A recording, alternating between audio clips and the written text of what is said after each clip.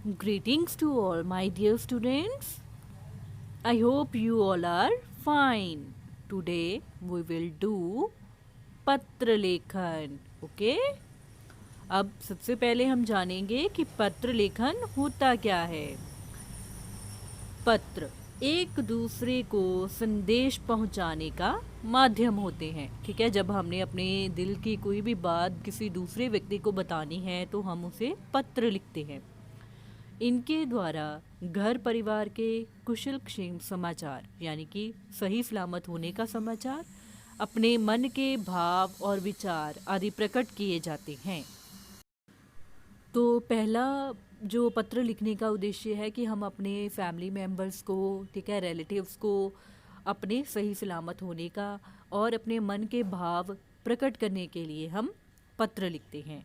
और दूसरा इसका क्या उद्देश्य है कि हम अपने मित्रों, संबंधियों, संपादकों, सरकारी अधिकारियों और सरकारी कार्यालय और जो हमारे स्कूल्स होते हैं उन्हें पत्र लिखते हैं. ठीक है, जब हमने कई बार स्कूल नहीं जाना होता और हमने स्कूल से छुट्टी लेनी होती है तो हम छुट्टी के लिए अपने स्कूल के प्रिंसिपल को पत्र लिखते हैं. ठीक है, क्लियर है बेटा? अब पत्र लिखने का उद्देश्य क्या होता है. ठीक है, तो सबसे पहले हम जानते हैं कि पहला पत्र किसने लिखा था. ठीक है, ये इंटरेस्टिंग क्वेश्चन है ना. पहला पत्र रानी इटोसा ने 500 ईस्वी पूर्व लिखा था. ठीक है, तो रानी इटोसा ने लिखा था पहला पत्र. अब करेंगे पत्रों के प्रकार. पत्र दो प्रकार के होते हैं. पहला प्रकार है औपचारिक पत्र यानी कि फॉर्मल लेटर्स. ठीक है, जिसको हम इंग्लिश में फॉर्मल लेटर्स बोलते हैं, जो हम सरकारी कार्यालयों, स्कूल, संपादकों को लिखते हैं या जिन लोगों के साथ हमारे पारिवारिक अर्थात घरेलू संबंध नहीं होते. ठीक है, जिनके साथ हमारे फैमिली रिलेशंस नहीं होते, उनको लिखे जाने वाले पत्र औपचारिक पत्र होते हैं. जैसे प्रधानाचार्य को पत्र, संपादक को पत्र अथवा व्यापार से संबंधित पत्र. आई होप आपको औपचारिक पत्र क्लियर हो गया होगा. नाउ पत्र की सेकंड टाइप है अनौपचारिक पत्र. ठीक है, अनौपचारिक पत्र क्या होते हैं? जिन लोगों के साथ हमारे पारिवारिक और घरेलू संबंध होते हैं, मतलब जिनके साथ हमारे फैमिली रिलेशंस होते हैं, जैसे हमारे माता पिता, मामा, चाचा, भाई.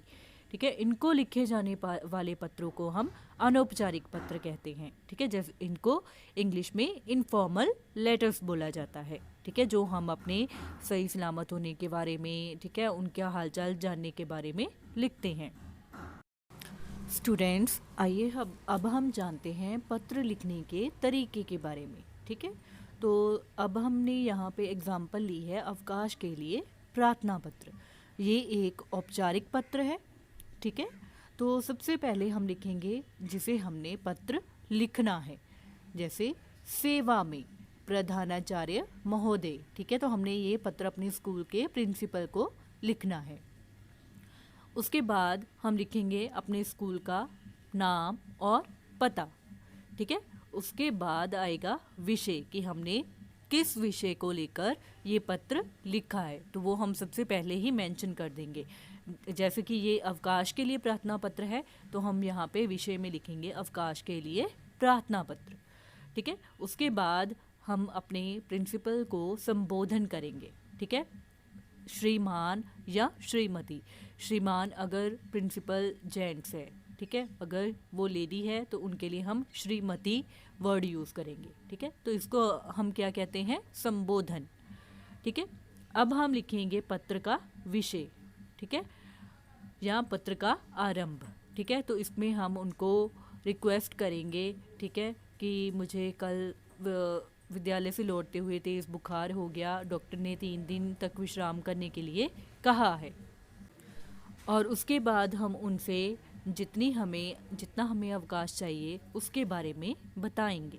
ठीक है, तो ये क्या हो गया हमारा विषय. अब हम जाएंगे प्रार्थना पत्र के अंत में. स्टूडेंट्स, पत्र का एंड करने के लिए हम अपने प्रिंसिपल से संबंध के बारे में लिखेंगे.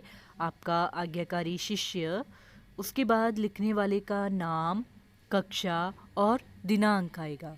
स्टूडेंट्स, आई होप आपको पत्र शुरू से लेकर अंत तक कैसे लिखना है ये समझ में आ गया होगा। ठीक है, अगर आपको इसके विषय के बारे में, इसकी स्टार्टिंग और एंड के बारे में पता चल जाएगा तो आप कोई भी पत्र लिख सकते हैं।